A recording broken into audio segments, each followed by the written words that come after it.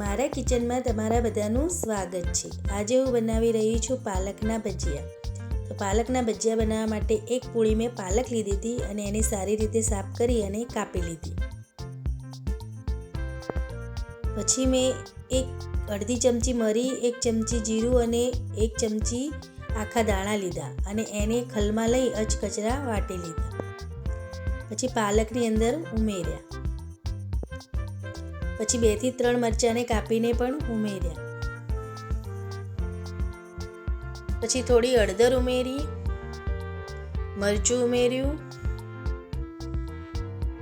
અને સ્વાદ મુજબ મીઠું ઉમેર્યું।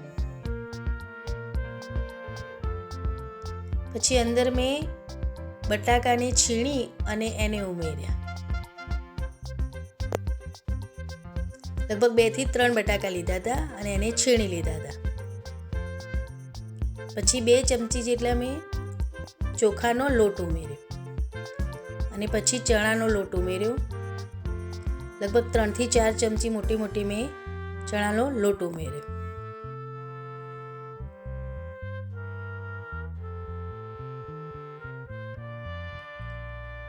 લોટ ઉમેરી અને પછી મેં બધું મિક્સ કર્યું। મિક્સ કરવાનું, પછી જો આપણને એવું લાગે કે લોટ ઓછો હોય તો પછી એમાં આપણે લોટ ઉમેરવાનો। પછી અજમો મેં નહોતો નાખ્યો તો મેં ચપટી અજમો લઈ અને અંદર ઉમેર્યો। હવે લોટ આપણો સરસ મિક્સ થઈ ગયો। બસ આ રીતનું આપણે ખીરું રાખવાનું, બહુ ઢીલું નહીં કરવાનું અને માપનું રાખવાનું। પછી તેલ જોયું તો તેલ થઈ ગયું હતું અને એમાં મેં એક કરીને ભજીયા ઉમેર્યા।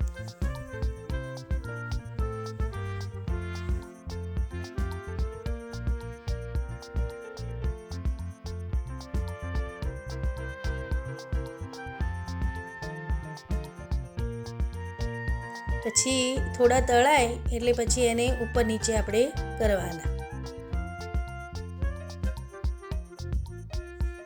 અને ગેસ થોડો ધીમો રાખવાનો અને એને ધીમા તાપે એને થવા દેવાના। એ ક્રિસ્પી થાય ત્યાં સુધી એને તળવાના।